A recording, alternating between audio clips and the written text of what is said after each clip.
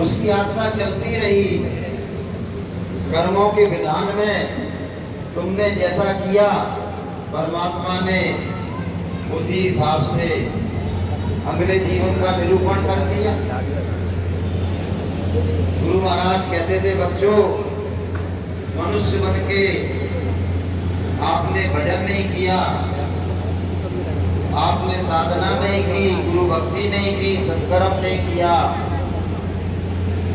तो आपको दोबारा मनुष्य जीवन मिलने वाला नहीं। जो फल पाके भूमि गिरे बहुर न लागे डार, मानव जीवन दुर्लभ है मिले न बारंबार।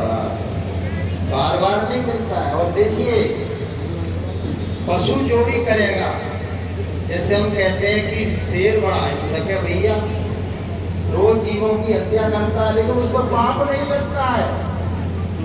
उसको परमात्मा ने वैसा ही बनाया है, उसको उसका आहार बनाया है जीवों को। लेकिन इंसान यदि खोटे कर्म करता है, पाप कर्म करता है, परमात्मा के विधान को तोड़ता है, तो गुरु महाराज कहते हैं तुम्हारे ही कंधों पर परमात्मा ने दो दूत बिठा रखे हैं। एक के हाथ में श्वेत वही है और एक के हाथ में काली वही है। दोनों अपना अपना काम कर रहे हैं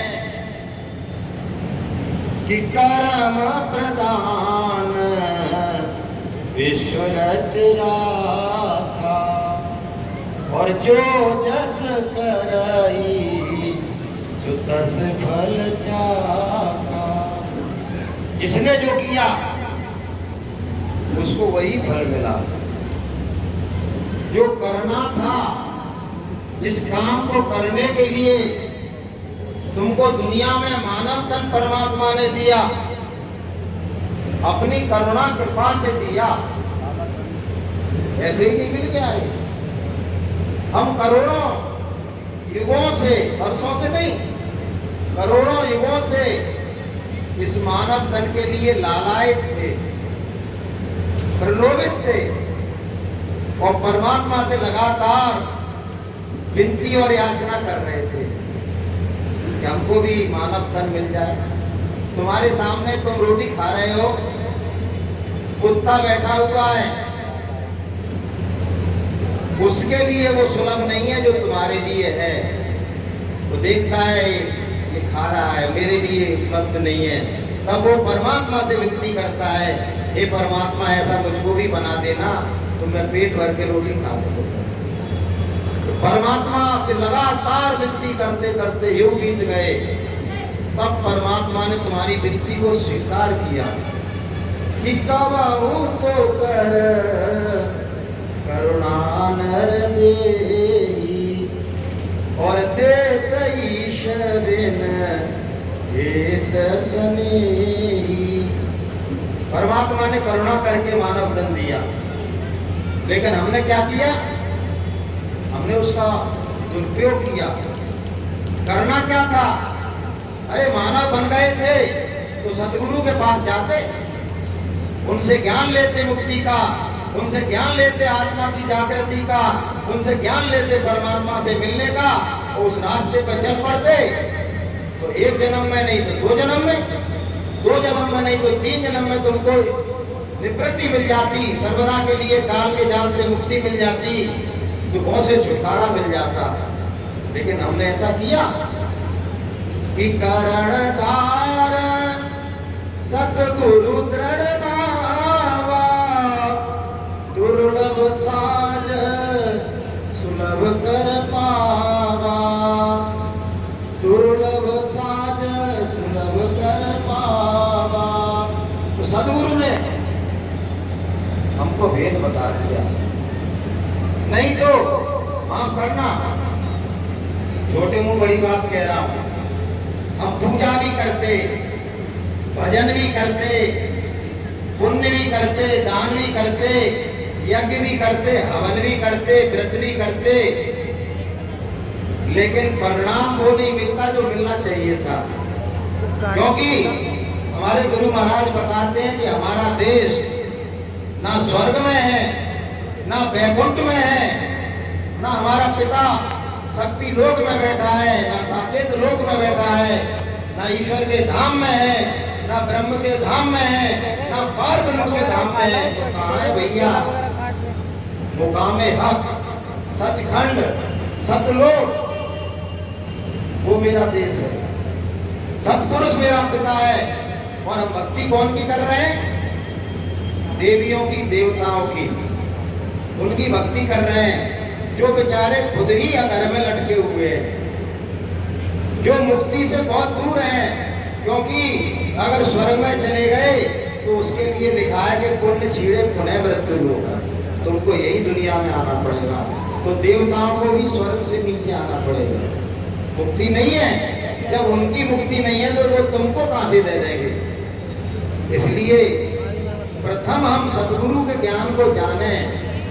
कोई लड़की ये कह रही है कि मैं तो पति की सेवा करूंगी, पति की भक्ति करूंगी, भक्ति से प्रेम करूंगी। तो भैया पहले पति को जान तो ले कि पति है कौन। हर किसी को पति मान लेगी, हर किसी को हम पिता मान लें, हर किसी को परमात्मा मान लें, उसकी भक्ति से क्या मिलेगा? हाँ, थोड़े दिन के लिए आपको सुख मिल सकता है, समृद्धि मिल सकती है, विलास मिल सकता है, वैभव मिल सकता है, लेकिन तुम्हारा पिता तो नहीं मिला। तो बहनों भाइयों, ये सत्संग इसी के लिए है कि आपको सत्य की राह बताए। साकार की बात, अंडा मांस की बात, ये तो बहुत प्रारंभिक बात है। इसको तो तुम्हें छोड़ना ही पड़ेगा। इसके छोड़े बगैर कोई मुक्ति नहीं है। तुम चाहे कुछ भी कर लेना, अंडा खा रहे हो, शराब पी रहे हो, मांस खा रहे हो, व्यभिचार कर रहे हो, तो गुरु महाराज के वचन में बता रहा हूं आपको कि पहले आपके पाप कर्मों की आपको सजा मिलेगी। और पाप कर्मों की सजा में पहले आपको नरक और 84 में जाना पड़ेगा। कि खाकर मांस मछली, शराब पी रहे हैं, हराम का है पैसा, बेसाब पी रहे हैं। अरे खुशी के भ्रम में दुनिया में जीने वाले अपने लिए नरकों का सामान सी रहे हैं। तुम ये अंडा मांस शराब खा पी रहे हो या अपने लिए नरकों का टिकट कटा रहे हो। इसलिए सावधान हो जाओ। अब समय की नजाकत ये है। बहुत से लोग मुझसे कहते हैं, यार कुमार साहब बोले शाकाहार का ही विरोध, मैं विरोध नहीं कर रहा हूं। मैं ये कह रहा हूं अब शाकाहार से भी बात बनने वाली नहीं है, अब साधना से बात बनेगी। जो शाकाहारी हो गए वो साधना पर आरूढ़ हो जाए, वो भगवान के भजन में लग जाए। केवल शाकाहारी होने से काम नहीं चलेगा, उससे आगे की स्टेज पर पहली कक्षा पास कर ली आपने, आप शाकाहारी हो गए तो आप भजनानंदी बनो, आप साधना करो, है? क्योंकि युग बदलने वाला है। परिवर्तन गुरु महाराज कहते हैं कगार पर आ गया। अभी कल 13 तारीख को एक ऐसी घटना घटित हुई है कि तुम्हारे और हमारे सबके जान के लाले पड़ जाएंगे, जीना दुश्वार हो जाएगा। विनाश का कारण, तृतीय विश्व का कारण कल बन चुका है। मैं महाराज जी को धन्यवाद दे रहा हूं। उन्होंने कहा था पूर्णिमा से पहले कारण बन जाएगा, वो कारण बन गया। क्या कारण बन गया? इजराइल ने ईरान के सारे बड़े बड़े थल सेना प्रमुख, जल सेना प्रमुख, नभ सेना प्रमुख, जितने भी बड़े उनके वो थे उच्च अधिकारी, सबको मार डाला, सबको मार डाला और तमाम वैज्ञानिकों को मार डाला। और उसने कसम खा ली है कि मैं इसका बदला 1000 गुना ज्यादा पावर से लूंगा। देश देशों में गुटबाजी हो रही है कि कौन किसका साथ देगा, कौन किसका साथ देगा। होगा विनाश भारी, धरा पर मजे की हाहाकारी। भैया एक बात बताओ, तुम्हारे घर में आग लगी हुई है तो तुम कुल्हाड़ी लेके वो फावड़ा लेके कुआं खोदने जाओगे? कब कुआं खोदा जाएगा?